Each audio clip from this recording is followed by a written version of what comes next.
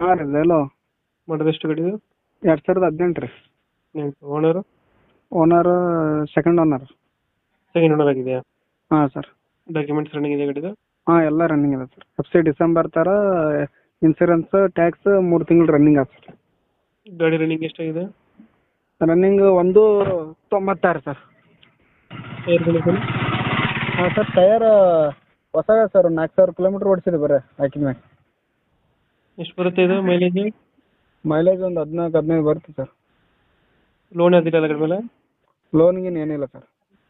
Features ಏನೋ ಗಾಡಿ ಒಳಗಡೆ? ಹಾಂ ಸರ್. ಫೀಚರ್ಸ್ ಏನು ಬರುತ್ತೆ ಒಳಗಡೆ? ಫೀಚರ್ಸ್ ಪವರ್ ವಿಂಡೋ ಅದು ಇದು ಮತ್ತು ಪ್ಯಾನಿಕ್ ಬಟನು. ಹ್ಞೂ. ಸೀಟಿಂಗು ಗಾಡಿ?